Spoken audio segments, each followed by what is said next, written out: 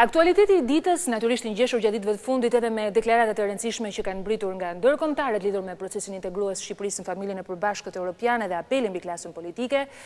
Kalimi sot në Komisionin e Ligjeve të dekretit presidentit për kandidaturën e Adriatik Llallës në postin e prokurorit përgjithshëm. Por mbi të gjitha, diskutimet e hapura dhe replikat në distancë midis Tiranës zyrtare, por edhe Greqisë zyrtare apo edhe Maqedonisë, lidhur me diskurin që shoqëroi kremtimet e 100 vjetorit pavarësisë, do të jenë temat kryesore të bisedës që do të zhvillojnë në studio me gazetarin dhe analistin e njohur zotin Blendi Fevziu. Mirëmbrëma zoti Fevziu.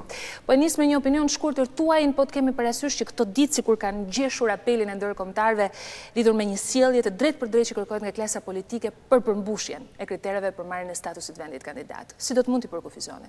Jo, besoj ka qenë një intensifikim i fundit, duke menduar që kalimi i 3 ligjeve mund të ishte një, po i quaj një hap pothuajse vendimtar, sepse është vështirë thuash nëse do ishte vendimtar i fare, drejt marrjes statusit vendit kandidat, është një apel i përsëritur që prej fillimit tetorit kur u bë rekomandimi, pra kur u dha rekomandimi për çeljen e statusit, megjithatë unë s'dua tani të ndryshoj qëndrimin tim nga ai që kam pasur gjithmonë, që në gjykimin tim, përveç gabimit në, do të thënë, absolut dhe të pashembull të opozitës që nuk ka pse të mos i votojë këto 3 ligje, dhe ri përsëris faktin që ligjet që lidhen me integrimin nuk duhet kenë qasje ideologjike, pra që do thotë nuk duhet ndajmë midis majtës, djathtës, dhe të kenë kontestime, duhet jenë ligje që meqense janë ligje standard dhe që shkojnë për rrugën integruese të Shqipërisë, për cilën janë shprehur 90% të shqiptarëve, duhet jenë ligje që duhet kalojnë me konsensus në të gjitha kohët, pavarësisht kush është mazhorancë e majta apo e djathta. Pra nuk mund bllokohen këto ligje për hir të një mazhorance duke bllokuar kështu rrugën integruese të Shqipërisë. Ky është opinioni që i takon zhvillimeve të brendshme dhe në këtë këndvështrim gjykoj që opozita bën një gabim fatal.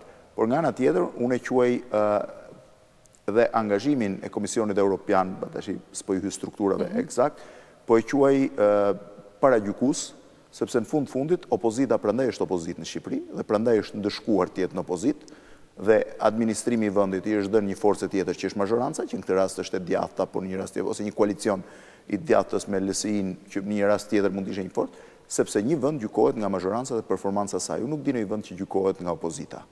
Është rasti i parë, ndoshta ndjenin time, që një vend duhet gjykohet dhe nga mazhoranca dhe nga opozita. Nuk dua të riinsistoj një herë që kemi pasur opozita shumë destruktive si ajo e Nikoliçit në Serbi që tani ka ardhur mazhorancë, apo dhe në vende tjera kemi pasur opozita dhe të dhunshme dhe në fundit vendin e degruar në raport me zgjedhjen që ata i bëjnë forcës politike që do t'i drejtojnë. Derisa kanë zgjedhur këtë forcë politike, kjo do të thotë, nëse ju thoni sot që opozita e ka fajin për integrimin, dhe shqiptarë sërish nuk e votojnë këtë opozitë, e lëm prapë në opozitë, ti prapë nuk do të vazhdosh procesin integrues se thua që kjo opozitë nuk bind, s'do të bindet opozita, ç'do të thënë kjo? Kjo do thotë që ndëshkimi i një force politike që bën një veprim matet tek vota.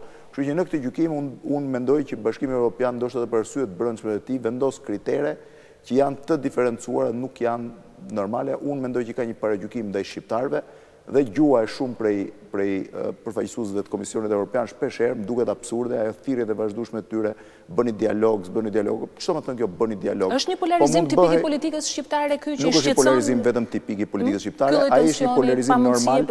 Ai është, po më natyrisht ky është një moment i vështirë. Por unë po ju garantoj që është shumë më mirë të ketë një polarizim politikës dhe ndeshje midis mazhorancës dhe opozitës, sesa të kemi një vend ku nuk ka opozitë, ku nuk funksionon fare opozita, por natyrisht këtu nuk duhet thash është përgjegjësi absolute e opozitës në këtë rast votimi i 3 ligjeve dhe duhet ta kishte bërë. Unë nuk e kuptoj pse se bëjnë.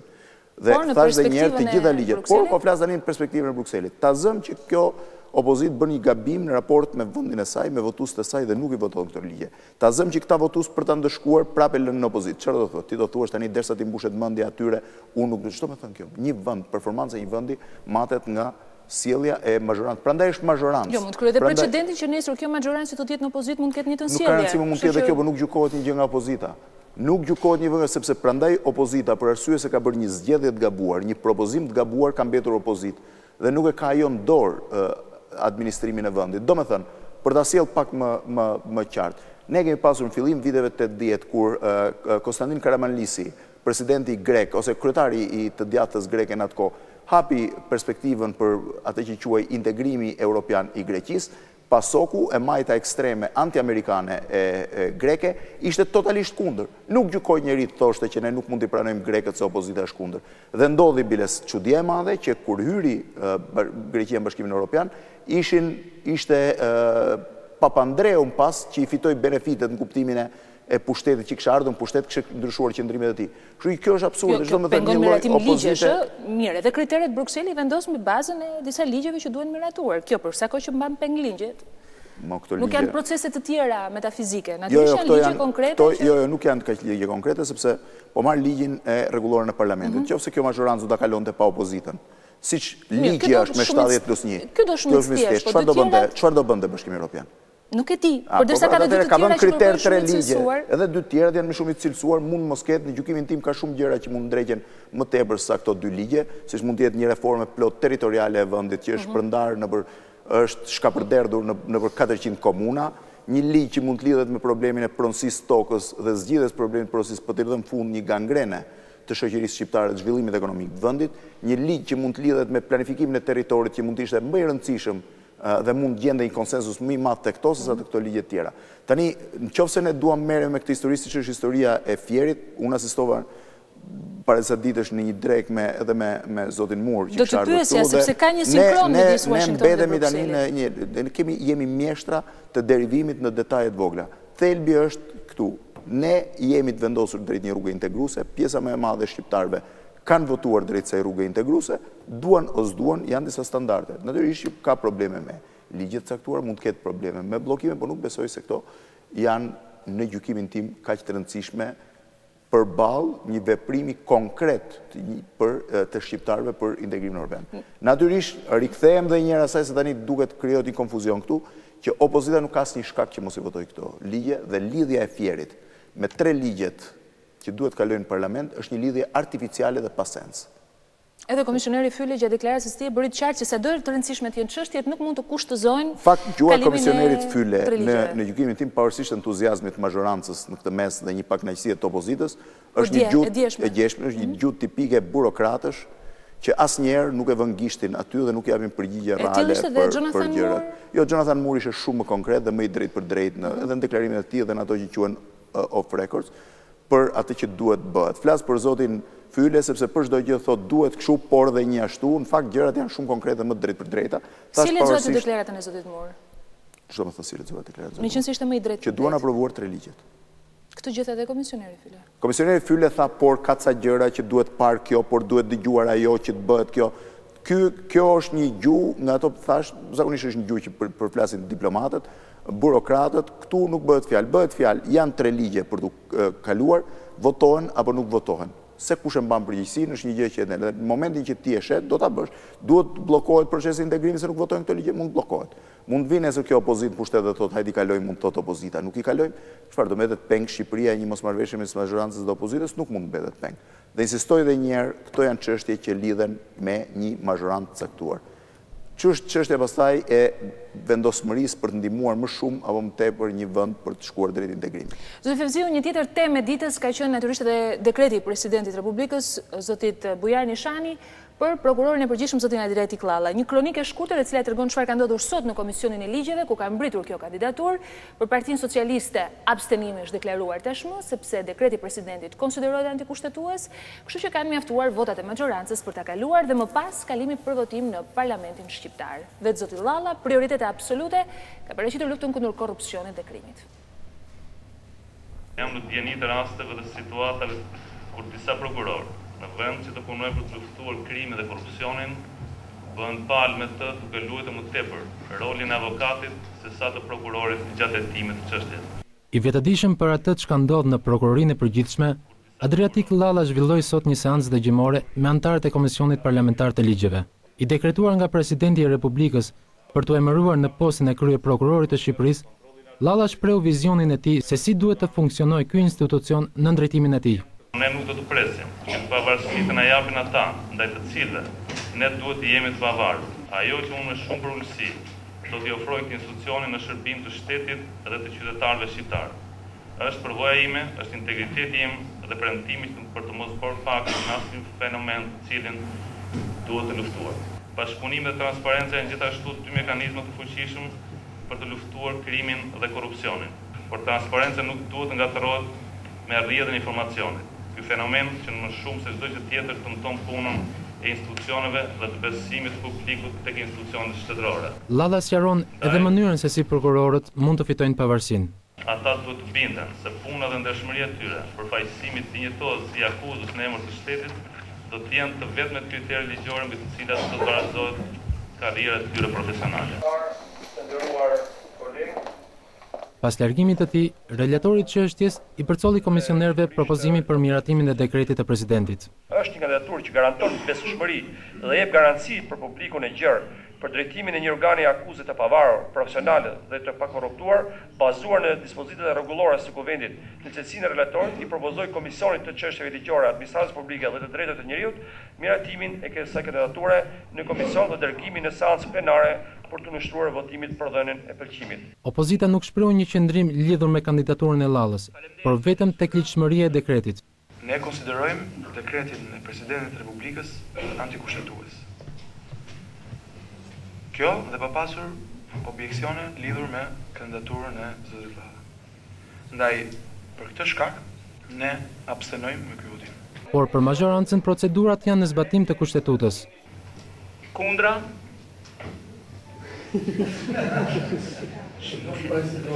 Është unë për pak nga grupi.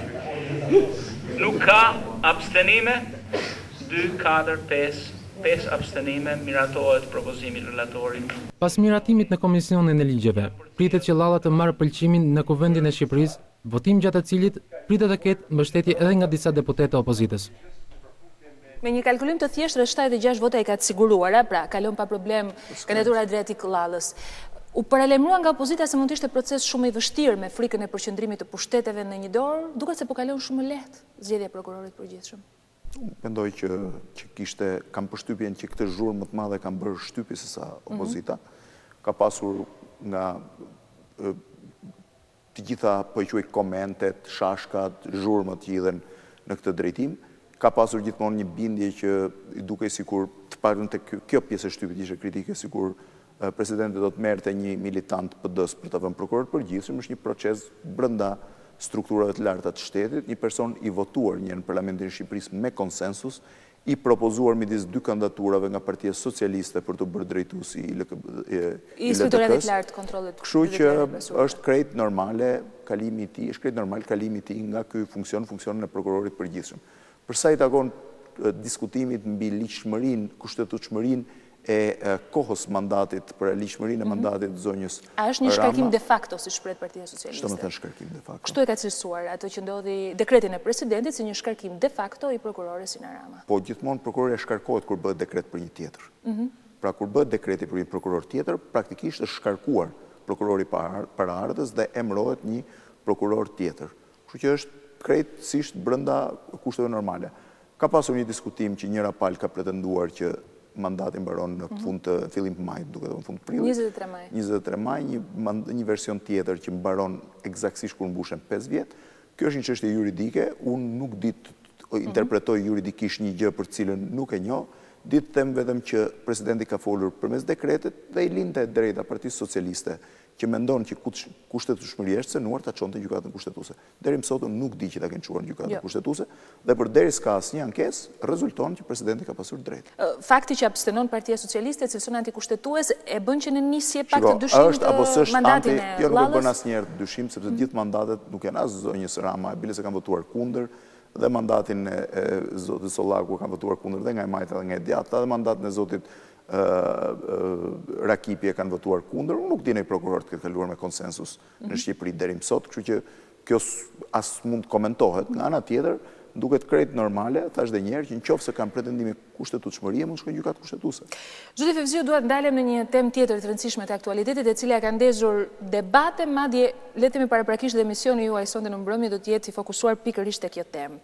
Po e nis me një nismë konkrete për ta gjeneralizuar më pas bisedën. Nisma e kryeministrit për një projekt ligj për dhënien e nënshtetësisë në kushte lehtësuese për shqiptarët kudo që ndodhen. Duhet të sqarojmë, bëhet fjalë për një projekt ligj të ri apo modifikimin e projekt ligjit të vitit 1995 i cili jep të shtetësinë për shqiptarët. Duhet kryeministri për këtë. Jo, kam parasysh që duhet të sqarojmë këtë, i cili lejon të shqiptarët merrnin, ata që kishin kombësinë shqiptare të merrnin pasaportën e shtetit shqiptar, por që më pas u modifikuar duke vendosur një kriter kohort qëndrimit Shqipëri. Pra 3 deri në 5 vjet, më duket sipas personave të caktuar, përveç një rezidence duhet kishe 5 vjet të pa ndërprera të qëndrimit në Shqipëri, që do të thotë çdo vit jo më pak se 180 ditë qëndrimi në Shqipëri. Kjo mund modifikohet duke dhënë automatikisht atyre që kanë kombësi shqiptare, pasaportën shqiptare, siç e kanë disa vende, Shtetet Bashkuara të Amerikës për shembull, t'i japin pasaportën amerikane, nëse një prej paraardhësve tuaj ka qenë në shtetas amerikan, pavarësisht se ku ju jetoni dhe ku zgjidhni të jetoni dhe mos i merrni pasaportën. Nuk ka kushte për qëndrimin? Jo, patyshim që s'ka kushte qëndrimi, se po flas për ata që kanë jetuar gjithmonë jashtë. Domethënë dhënia e pasaportës, flas momentin e parë dhënia automatikisht e pasaportës. Nuk flas për green card, në duhet të është tjetër gjë, pasaporta. Them dhënia automatikisht e pasaportës kur një paraardhës i juaj ka pasur në shtetësinë amerikane në momentin që ka lindur fëmia ose ka qenë një gjë. Pra ka pasur e dyta është ligji grek, shumë i thjeshtë, i cili jep në shtetësinë greke të gjithë atyre i fëmijëve të emigrantëve grek me kombësi greke dhe të tjerë cilët kanë jetuar për një kohë jashtë, kanë marrë në shtetësira të tjera, kanë drejtën ta kenë në shtetësinë greke si në shtetësinë dytë.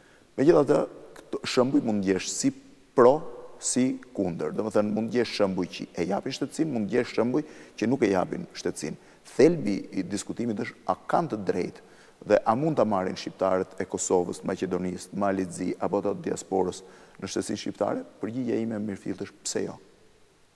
Si duhet të rregulluar kjo dhënie shtetësie që mos ketë një ondat, pra mos ketë një valë të madhe shtetësish që krijon një kaos? Janë dy probleme që janë evidentuar nga ata që kanë kundërshtuar këtë çështje. Po nisë para lidhur me faktin që Shqipëria ka plotësuar një seri kriteresh për përfitimin e regjimit pa viza, në të cilat ishte edhe në shtetësia, ligji aktual.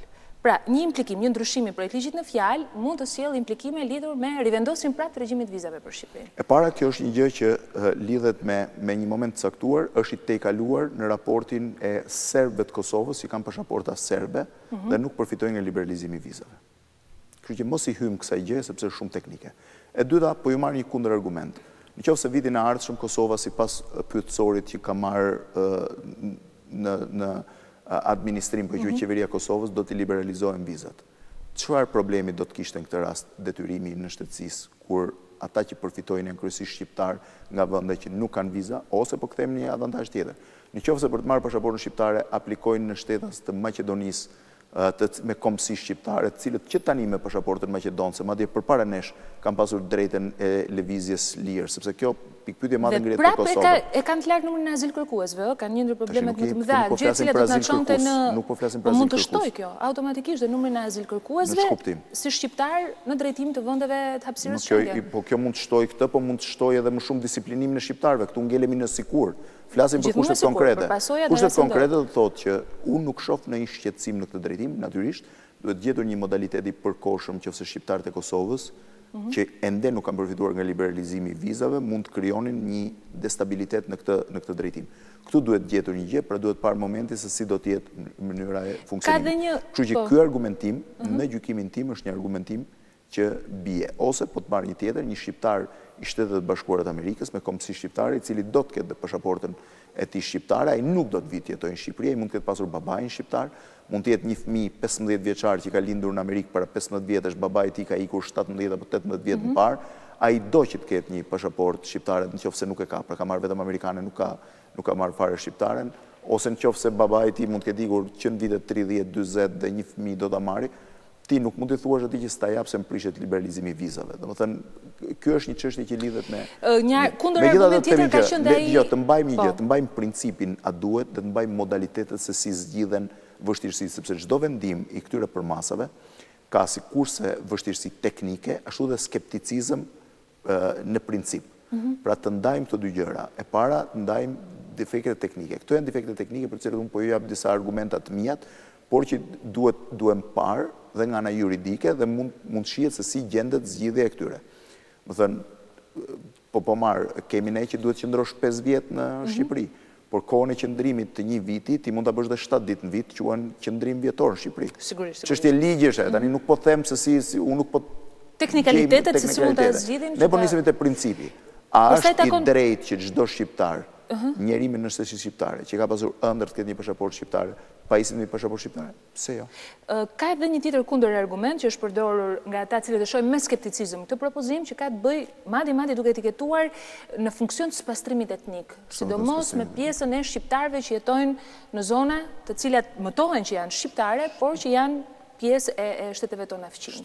Pra mund të ndodhë që të marrin pasaportat, largohen prej aty duke përmbushur një synim që kanë fqinjët tanë.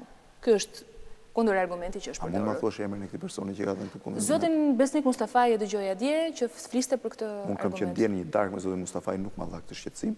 E ka deklaruar për televizionin Top Channel. Në keq kuptim, në gjykimin tim nuk ndodh në botë që një njeri që merr pasaportën shkëputhet nga vendi i tij. Ideja këtu nuk është që ne po dyndim Shqipërinë me njerëz që do vinë të jetojnë në Shqipëri dhe ju garantoj që një pjesë e madhe atyre njerëzve mund të jenë kushte edhe më komode se jetojnë shqiptarët. Që do të thotë njerëz nga zonat rurale të Kosovës dhe Maqedonisë mund të jetojnë në momentin aktual në kushte më komode jetese edhe ekonomike se sa zonat rurale të Shqipërisë. Dhe as mos ki në merak se në një prej tyre do të lërë atë lloj mirëqenie të tillë, të ati niveli që tjetë, më të ulët, më të mesë, më të lartë, për të ardhur në Shqipëri. Çështja e pasaportës është një çështje digniteti dhe identiteti. Për çfarë shërben, zoti Fevziu? Çështje digniteti. Shiko, ju dhe unë kemi shumë vështirë ta kuptojmë se përse shërben një pasaportë shqiptare për një shqiptar të Kosovës. Ju dhe unë kemi shumë vështirë të kuptojmë lotët sytë e kosovarëve kur shohin një flamur shqiptar. Ju dhe unë kemi shumë vështirë të kuptojmë se pse një grup kosovarësh nisen me kuaj apo në këmbë dhe bëjnë 300 apo 400 kilometra për një ëndër, sepse për të shkuar drejt një ëndre që e kanë pasur gjithmonë. Sepse ju dhe unë kemi lindur një shtet tonin, kemi qenë koshient që jemi në pjesë e këtij shtetit tonit, flamur tonit, identifikim tonit. Ta janë njerëz cilëve ju shmohuar forcërisht që për 100 vjetësh identiteti, kombit cilin ata e kanë pasur, pjesët cilit kanë qenë dhe janë darë forcërisht, janë diskriminuar në skandaloze deri së fundmi në Maqedoni, deri 10 vjetë përpara, ku nuk lejoheshin të ishin element shtetëformues, nuk po flas në Kosovë, ku ka pasur spastrim etnik të mirëfillt, nuk po them çfarë ka ndodhur. Malizi ka qenë më normal, pavarësisht se edhe fillimet e Malizi kanë qenë problematike. Pra, të gjithë këta njerëz e kanë pasur gjithmonë ëndër të identifikohen me Shqipërinë. Dhe në këtë drejtim, unë nuk shoh asnjë lloj shqetësimi. Sepse në gjitha rastet jo gjithçka ju vlen për ta pasur në xhep se ju duhet apo s'ju duhet. Njeriu ka dhe trillet e veta. Në fundit, që duhet ju të ndroni dy xhaketa 2 ditë rresht, se mund të bash njëjtën xhaketë dhe një herë. Njeriu ka trillet e veta pse do një pasaport. Atij që se duhet nuk do vi ta marri. Atij që nuk ka ndonjë pasion për Shqipërinë dhe ka dhe shqiptar tillë. Por kjo nuk përjashton qëllimin e keq përdorimit të saj, për ato pasoja që ne folëm. Pra, reperkusioni që ka një vendim që merret, nuk merr parasysh vetëm qëllimin e mirë të atyre njerëzve që bëjnë për çështje identitare, por edhe pasojat për cilat unë folem. Një ligj kur bëhet për qëllimin e tij të mirë. A ka deformime të ligjit, kjo quhet shkelje e ligjit dhe ndëshkohet nga gjykata. Zoti Fevziu, ju shprehet se kjo nisëm vjen në funksion të identitetit, edhe të qasjes karshi. Ata e kanë në, domethënë, dashurinë për pasaportën, për të qenë shqiptare kanë. Dhe kryeministri e ka patur parasysh të gjë. Unë e kam pasur të vështirë të kuptoja pasionin e kolegut ton Baton Haxhiu, i cili në fillim viteve 2000 kërkonte një pasaportë shqiptare, kur kishte një pasaportë shumë të mirë të umnikut, me viza dhe me cilën mund të lëvizte pa problem, mund të ishte më avantazhuar se sa pasaporta shqiptare, por donte një pasaportë shqiptare. Kërkonte me ngulm një pasaportë shqiptare. Edhe nuk mund ta dim se pse veton Suroi për shembull, që i kishte dyert e hapura me pasaportë, kërkonte një pasaportë shqiptare, përse të tjerët. Nuk mund vihemi ne dhe të gjykojmë ose të paragjykojmë për një gjë, sepse po kështu jemi paragjykuar ne për arsye të tjera. Dhe ti nuk mund të paragjykosh të tjerët. Ti ke vullnetin e mirë që ti unifikosh këta shqiptar përmes një gjesti, dhe ky është një gjest më shumë. Nuk është një akt që do përmbysi balancën. Indikon marrëdhëniet me fqinjët? A e shqetëson klimën e besimit që është krijuar në rajon? Fqinjët tanë, si fqinjët janë, zoti Fevziu. Po pse Grekët i kanë dhënë pasaporta, Grekët i kanë dhënë pasaporta në shtetasve shqiptar me komsi greke? I kanë lejuar. Sigurisht. Maqedonia ju ka dhënë pasaporta maqedonase në shtetasve shqiptar me komsi maqedonase? A janë Grekët që po i lejojnë të aplikojnë a rumunët për kartën e naturalizuar që quhet atë të duke i konsideruar pak më shumë po dhe rumunët në anën tjetër, pse shqiptarët nuk e paskën këtë drejtë ta bëjnë? Pse Greqia e paska drejtën ta bëjë këtë? Pse Maqedonia e paska drejtën ta bëjë këtë? Pse Malizi për 2 fshatra në veri të Shkodrës e ka hedhur idenë që ti pajisi me pasaporta dhe Shqipërisë duhet ta bëjë këtë? Ku qëndron? Kryeministri u shpreh që i shkon idesë së bashkimit, për cilën ka folur gjatë kësaj kohe. Dhe me sa duket kjo fjalë ka shqetësuar edhe fqinjët tanë që u përmenda. ju këtë retorik të kryeministrit, disa e kanë cilësuar si një nacionalizëm sporadik, të tjerë si një tezë elektorale dhe të tjerë një lloj entuziazmi në vijim të asaj që pa me patriotizmin e premtimit të 100 vjetorit të pavarësisë. Ju e keni dhënë një shpjegim se ka shumë hamendje që mund të jenë, unë nuk di të them cili ka qenë shkaku kryesor.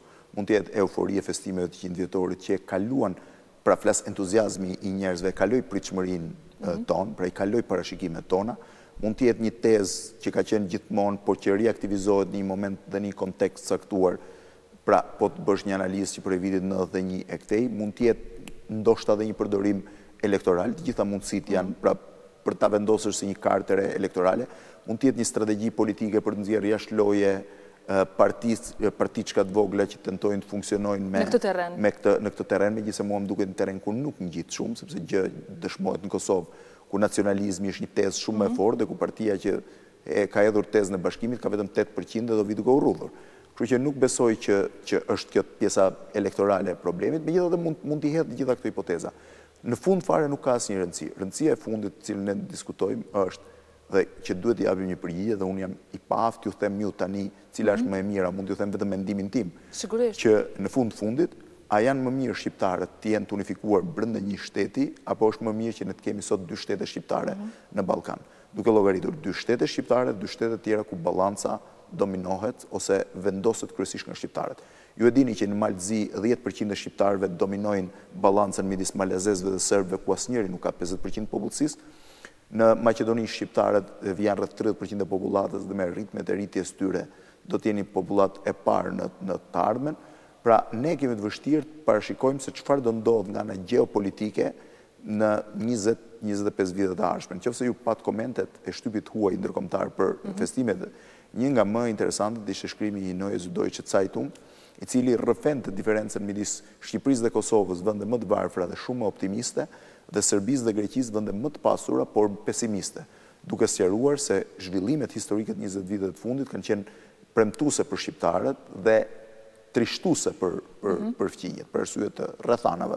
Rrethanat krijuar po nga ata vetë, jo nga të tjerë. Pra serbët e krijuan këtë rrethan që shkatroi atë që quajmë mirëqenie dhe standardi i tyre.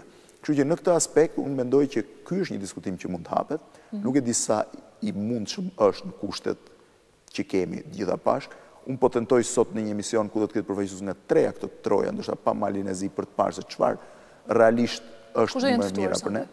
Është një panel mix të ftuar nga ato që quhen jashtë Shqipërisë, është Mendu Thaçi, kryetari i Partisë Demokratike të Shqiptarëve të Maqedonisë, është zoti Adrian Gjini, kryetari i grupit parlamentar të Aleancës për Perëndërinë e Kosovës në parlamentin e Kosovës, është zoti Bem Blushi që ka hedhur një tezë mbi 3 nacionalizmat në shqiptar dhe kosovar, është zoti Inkilet Alibej, deputeti i Partisë Demokratike që mund të flasë për ato që quhen problemet ligjore, implikimet ligjore të propozimit të kryeministrit, është zoti Pascal Milo, ish ministri i jashtëm, zoti Dashmir Shehi, ish zëvendës kryeministri i Shqipërisë, në një panel që do tentojnë të rregen të japin përgjigje këtyre gjërave, pra që lidhen me nacionalizmin, me përdorimin ose jo të tij, është retorik nacionaliste kjo që është përdorur nga kryeministri gjatë periudhës? Absolutisht jo. Kam ndjekur me vëmendje shtypin grek. E para dhe kryesore duhet kemi parasysh që shtypi grek me gjithë vlerësimin e pakt që ne kemi për shtypin shqiptar, po më rezulton më karagjoz se sa shtypi rreth rrotull rajonit. Kam parë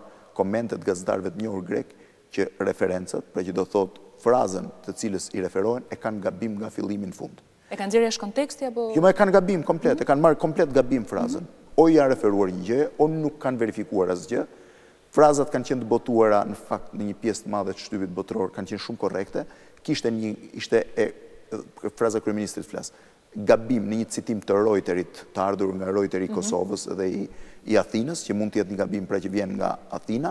Nga ana tjetër, kam parë komente të shtypit grek në gjuhën angleze që mund të shihni lehtësisht, që janë komplet, më fal për përdorimin e fjalës se doja ta përdorja, debile, që duket që nuk njohin asgjë dhe nuk kuptojnë asgjë, me të dhëna, mund të bëjnë qëllimshme. Jo, nuk janë qëllimshme sepse ishin gafa skandaloze. Një prej gazetave më të mëdha greke thoshte që serbët dhe shqiptarët janë 50 me 50% në Kosovë. Ky nuk është i qëllimshëm. Ky është një budallëk, është një lajthitje, ky është një lajthitje. Jam referuar më shumë deklaratave të Avramopoulos apo zëdhënësit vetë. Avramopoulos është një gjë tjetër. Avramopoulos ka keq kuptuar një deklaratë politike ose ka dashur ta keq kuptojë.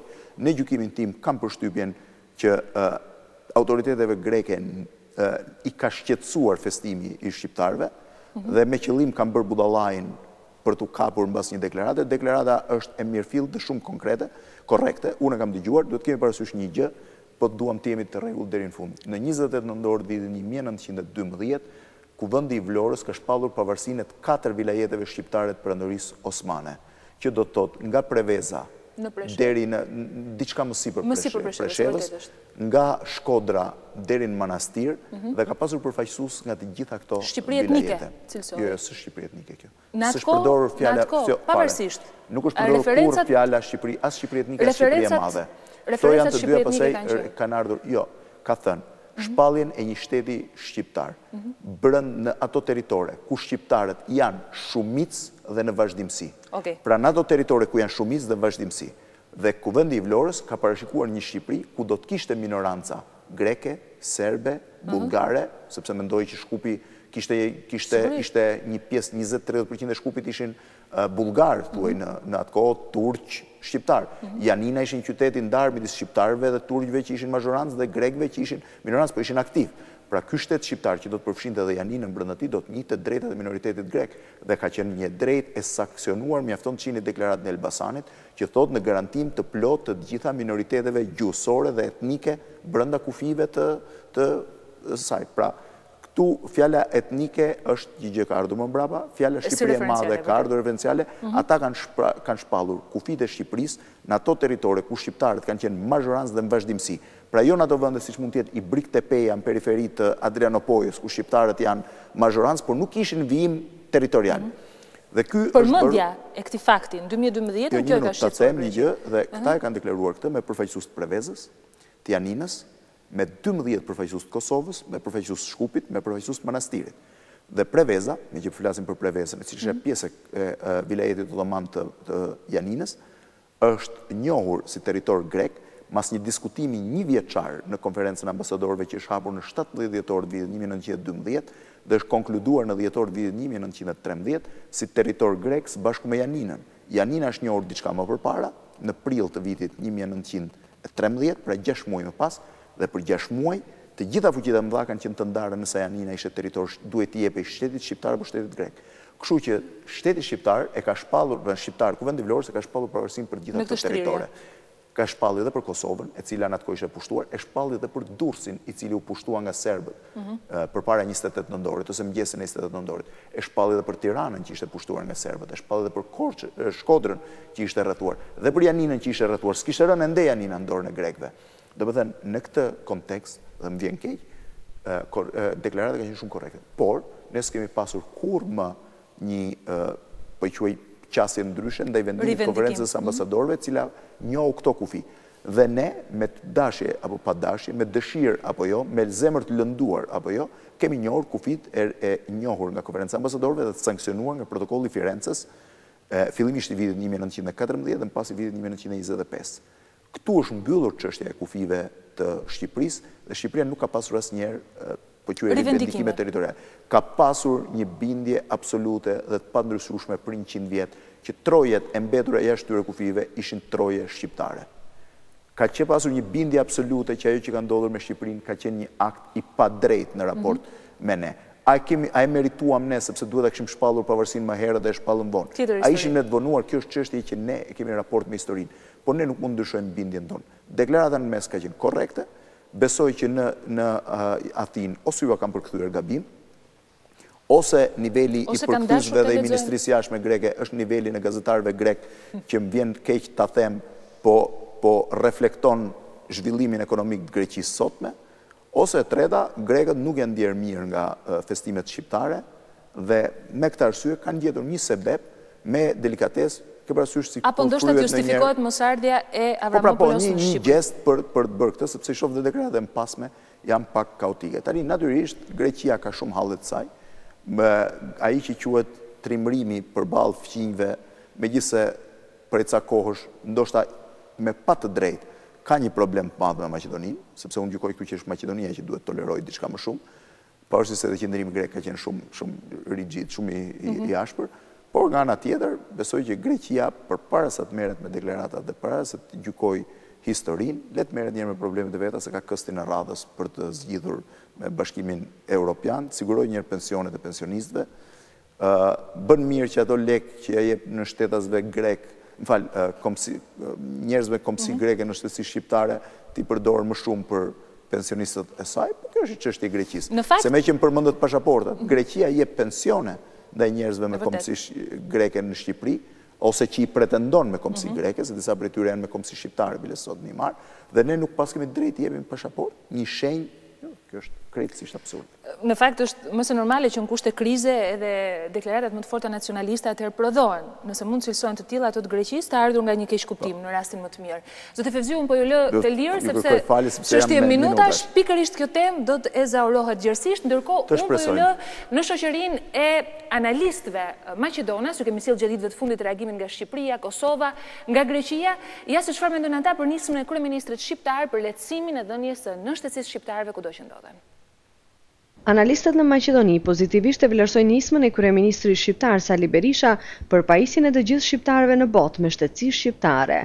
Ata thonë se me këtë propozim njëkohësisht realizohet synimi për bashkim kombëtar, por pa rrezikuar integrimin euroatlantik të Shqipërisë dhe shqiptarëve në rajon. Sipas analistit Hajdari, propozimi për shtetësi shqiptare për të gjithë shqiptarët në botë përputet edhe me interesimin e shtuar të shqiptarëve të Maqedonisë për të investuar në Shqipëri. Për shqiptarët e Maqedonisë, ky hapi kryeministrit shqiptar është i rëndësishëm edhe për faktin se gjithnjë më shumë rritet interesi i shqiptarëve të këtueshëm të Maqedonisë për të investuar në Shqipëri me theks të veçantë në Bregdetin shqiptar. Këtë propozim të kryeministrit, shqiptarët e Maqedonisë e vlerësojnë edhe si një dhuratë në këtë vit të madh dhe jubilar të shqiptarëve në përgjithësi. Nismën për pajisjen e gjithë shqiptarëve në botë me shtetësi shqiptare ka përshëndetur edhe shoqata të burgosurve dhe të dëmtuarve politik shqiptar në Maqedoni.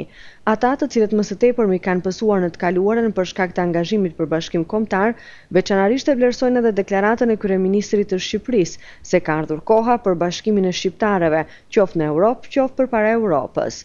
Përshëndesim edhe thënien e kryeministrit të Shqipërisë se bashkimi kombëtar për shqiptarët duhet të jetë pikë orientimi, sikurse që është ylli polar për çdo rrugtar, thekson kjo shoqat. Tirana zyrtare dhe Prishtina zyrtare do t'i drejtojnë gjykatës së Hagës me një kërkesë për hetimin e prokurores Carla Del Ponte. Gjithçka ndodhi pas lirimit të Ramush Haradinaj dhe zbulimit faktit se Carla Del Ponte akuzat e saj kishte ngritur pa patur asnjë lloj prove. Zëdhënësia e gjykatës është shprehur se nuk ka mbritur ende një kërkesë, po me të mbritur nga Tirana dhe Prishtina, ajo do të zyrtohet nga Tribunali i Hagës. Gjykata e Hagës mund të shqyrtojë kërkesën e Tiranës dhe Prishtinës për hetime kundër Carla Del Pontes. Very warm welcome to the ICTY press. Sipas zëdhënëses së kësaj gjykate,